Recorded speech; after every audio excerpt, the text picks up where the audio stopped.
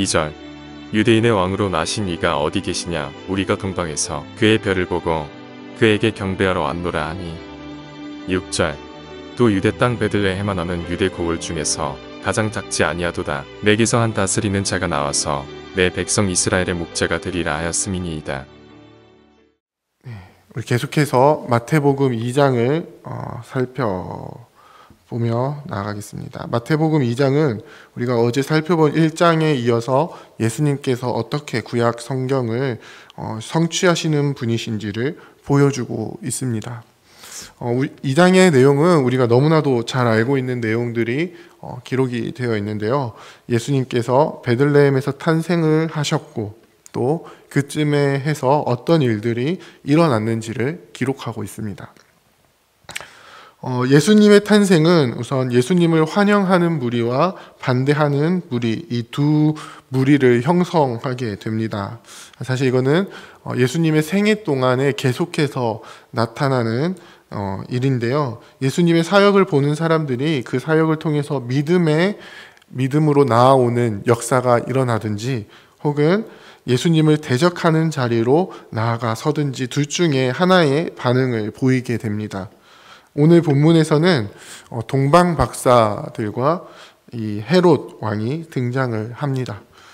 오늘 본문에 등장하는 박사들은 일반적으로 메소포타미아 지역과 또 아라비아 지역에서 별을 연구하던 자들로 여겨집니다. 이들은 아마 다니엘을 알고 있었던 것으로 보이고요. 그래서 유대 문헌을 연구하던 그런 별을 연구하던 자들로 보입니다. 그래서 이들은 유대인의 왕의 별을 보고 따라왔다라고 이야기를 하는데요. 아마 이것은 민수기 24장 17절의 말씀이 이제 한 별이 야곱에서 나오며라는 구절을 염두에 둔 표현으로 보입니다. 그들은 성경에서 예언하는 이 이스라엘의 왕에 대해서 알고 있었고요. 그것을 증거하는 별을 보았을 때 지체 없이 그를 경배하는 자리로 나왔습니다. 반면에 이 소식을 들은 헤롯은 어떤 반응을 보이죠? 이 헤롯 왕은 이두메인으로 이제 왕자에 대한 정통성이 없습니다. 그러다 보니 역사적으로 이 헤롯은 굉장히 포악한 왕으로 묘사가 됩니다. 자신의 아내도 믿지 못해서 죽이게 되고 그녀의 아들이 자신의 왕위를 위협한다라고 생각을 해서 다 죽이는 일들을 합니다. 당시 유다 사람들은 헤롯의 이러한 포악한 성정을 잘 알고 있었고요. 그래서 3절에 보면은 헤롯 왕과 온 예루살렘이 듣고 소동한지라고 기록이 되어 있습니다. 헤롯은 자신이 아닌 다른 왕이 태어났다라는 소식에 소동을 했고 예루살렘은 그러한 헤롯이 또 어떤 포악한 일을 행할지에 대한 두려움에 크게 소동을 한 것입니다. 이렇게 두 부류의 사람들이 이제 이 두 부류의 사람을 소개를 하고 있는데요. 그 반응이 어떻게 나타나죠? 이 박사들은 예수님께로 나와서 세 가지 예물을 드리며 경배를 합니다. 이 장면은 마치 학개 2장 7절에서 모든 나라의 보배가 이르리니 내가 이 성전의 영광이 충만하게 하리라고 하신 말씀처럼 이방의 보배를 통해서 하나님의 영광의 임재가 이루어지는 것을 보여줍니다.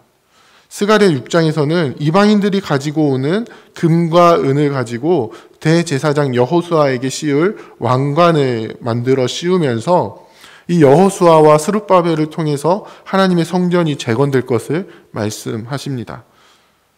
하나님의 임재의 영광이 이방에서 가져오는 보배들을 가지고 이루어집니다.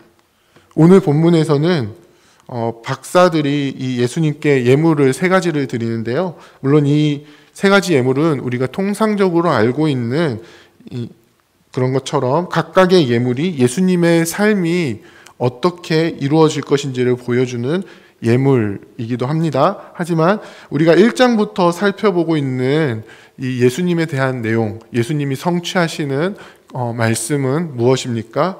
바로 임마누엘, 하나님께서 어떻게 우리와 함께 하시는지를 보여주고 있습니다. 그리고 예수님께서는 친히 하나님께서 친히 우리 가운데 성육신 하신 하나님으로서 예수님 자신이 참 성전 되시는 것을 보여줍니다. 예수님을 통해서 하나님께서 우리 가운데 온전히 거하게 되시고 우리를 다스리시는 왕이 되시는 것입니다. 그리고 그 사실을 이방인 박사들의 예물을 통해서 보여주고 있습니다. 반면에 헤롯 왕은 어떻게 합니까? 이 헤롯 왕은 우리가 잘 알고 있는 헤롯 성전을 건축한 헤롯 대왕입니다. 헤롯은 유대인들의 환심을 사기 위해서 상당히 오랜 기간 동안 이 성전을 지었습니다. 하지만 그곳에는 하나님의 임재가 없습니다. 임재의 영광이 나타나지 않습니다. 그의 포악한 성정만 나타날 뿐입니다. 그를 통해서 어떤 일까지 일어납니까? 오늘 본문에는 이 예수님에 대한 정보를 이 동방 박사들에게 얻지 못하자 2살 밑의 아이들을 모두 죽이는 일까지 합니다. 유다 지역을 다스리는 왕이라고 하면서도 하나님의 나라를 전혀 이루지 못하는 왕, 예수 그리스도의 오심을 인정하지 않고 끝까지 자신의 왕국을 지키기 위해서 이 포악을 행하는 왕, 이 왕으로 오신 메시아를 통해서 이루시는 하나님이 함께 하심으로 이루어 주시는 참된 평안이 헤롯 왕의 통치에는 없는 것입니다. 그래서 마태는 6절에서 미가 5장 2절과 사무엘하 5장 2절을 함께 인용하면서 베들레헴에서 이스라엘의 참 목자이신 그리스도가 나셔서 참된 왕으로서 참 안식을 가져다 주실 것을 이야기하고 있습니다. 이러한 역사적인 사건들 속에서 예수님은 이제 애굽으로 가셔서 헤롯을 피해 있다가 헤롯이 죽은 뒤에 갈릴리 지역의 나사렛으로 가셨다라고 이야기를 합니다. 그리고 마태는 이러한 장면들조차도 하나님의 섭리 속에서 구약 성경의 성취임을 보여주고 있는데요. 먼저는 예수님께서 애굽으로 피신했다가 다시 돌아오는 장면을 호세아 11장 1절 말씀을 인용하면서 그 말씀의 성취임을 보여주고 있습니다. 호세아 11장 1절은 이스라엘이 어렸을 때에 내가 사랑하여 내 아들을 애굽에서 불러냈거늘 이라고 말씀합니다. 하나님께서 하나님의 아들을 애굽에서 불러내셔서 하나님의 나라를 이루게 하시는 것입니다. 물론 이 구약의 이스라엘은 이를 실패했습니다. 애굽에서 불러내신 하나님의 아들로서 이스라엘은 하나님의 나라를 건설해 나가야 되는데 거기에 실패했습니다. 하지만 마태가 소개하고 있는 이 예수 그리스도는 이스라엘이 실패한 하나님의 나라를 이루는 일을, 그 완성하는 일을 행하실 것입니다. 예수 그리스도를 통해서 이 땅 가운데 하나님의 나라가 도래하게 될 것입니다. 그것이 바로 하나님이 우리와 함께 해 주시는 방법입니다. 그 다음에 23절에서는 나사렛 사람이라 칭하리라는 말씀을 이루신다라고 이야기합니다. 이는 사실 마태가 정확하게 어떤 말씀을 인용했는지는 알 수가 없습니다. 왜냐하면 구약 성경에는 나사렛이라는 동네 이름이 나오지 않기 때문입니다. 대부분의 학자들은 이사야 11장 1절에 네체르라고 해서 이새의 뿌리에서 나오는 한 가지를 가리킨다라고 이야기를 합니다. 그리고 또 어떤 학자들은 이 단어가 나시린하고 그 발음이 비슷해서 나시린이라고 이야기를 하기도 합니다. 이것은 예수님께서 이 땅에 오셔서 이루시는 일들을 이제 예수님이 독단적으로 이루시는 것이 아니라 하나님께서 선지자들을 통해서 말씀하신 바를 이루는 일이다라는 것을 보여줍니다. 혹은 나시린이라는 것은 특별히 하나님 앞에 구별되어 드려진 헌신된 모습으로 나아갈 때에 이 나시린 규정을 보면은 내가 헌신하고 싶다고 해서 헌신하며 나가는 것이 아니라 내가 물론 하나님 앞에 기쁨으로 나아가는데 그 기쁨으로 나아갈 때에 하나님께서 규정하신 방법대로 나와서 헌신하도록 규정을 하고 있습니다. 즉 예수님이 나시린으로서 하나님의 방법으로 하나님의 뜻을 이루어 가실 것을 보여주고 있는 것입니다. 또한 그 일은 나사렛이라는 동네가 구약에서 한 번도 언급되지 않을 정도로 주목받지 못하는 곳에서, 이 요한복음에서는 이에 대해서 뭐라고 이야기를 하죠? 나다나엘이 이 나사렛에서 무슨 선한 것이 날 수 있겠느냐라는 질문을 통해서 그런 곳에서 예수 그리스도 어떤 선한 일들이 이루어지지 않고 하나님의 선지자가 나올 수 없다, 그 정도로 주목받지 못하는 지역이다라는 것을 보여주는데요. 그런 곳에서 예수 그리스도께서는 하나님 나라의 도래를 위한 사역을 하시고, 그 과정에서 겸손하신 예수님, 그리고 거절당하시는 예수님의 모습을 보여주는 것입니다. 예수 그리스도의 임마누엘 사역은 세상 사람들에게는 주목받지 못하고 거절당하는 사역이 될 것입니다. 하지만 믿음 안에 거하는 하나님의 백성들에게는 어떤 사역입니까? 예수님 자신이 성전이 되어주셔서 우리와 늘 함께해 주시는, 이 하나님의 영광스러운 임재 속에서 그분과 함께하는 삶을 살아가게 하시는 그런 사역이 된다는 것입니다.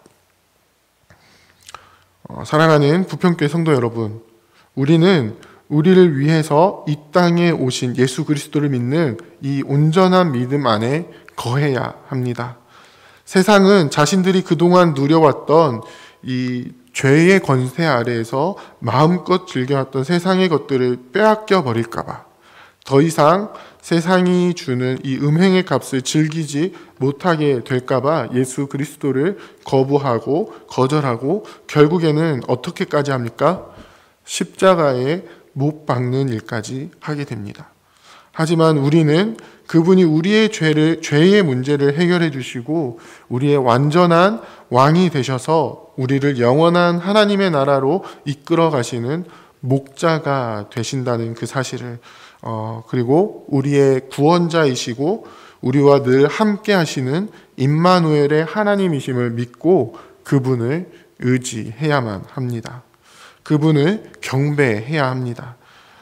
그러한 삶의 모습이 우리의 삶에 온전히 나타나서 우리의 것을 주님께 드려 주님의 영광스러움이 나타나도록 우리의 삶을 살아가야 하는 것입니다.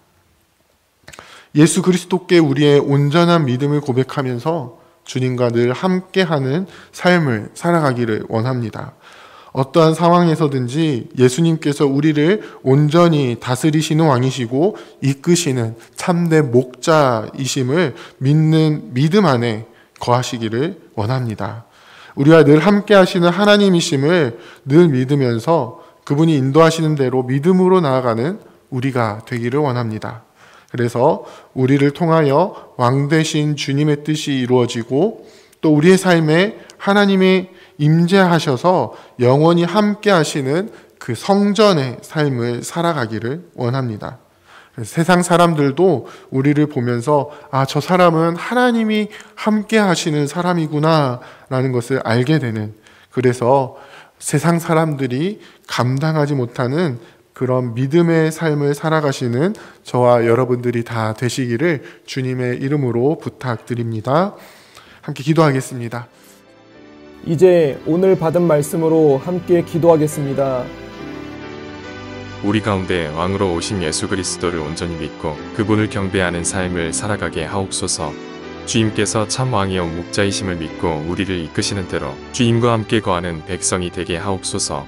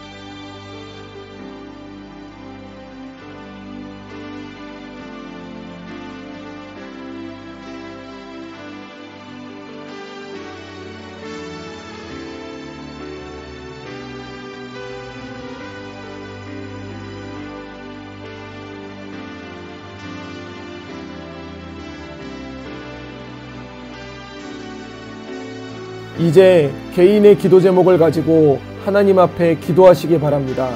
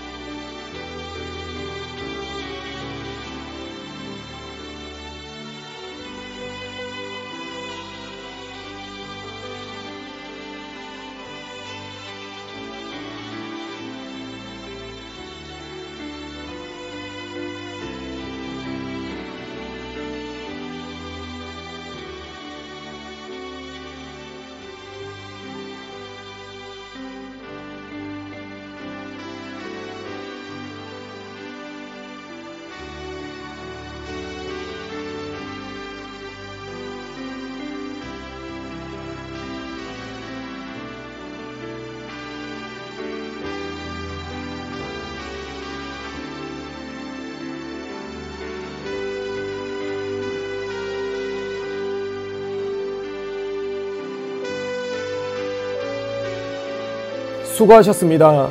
오늘도 하나님의 인도하심 가운데 승리의 하루를 보내시는 우리 재건부평교회 모든 성도님들이 되시기를 주님의 이름으로 축복합니다.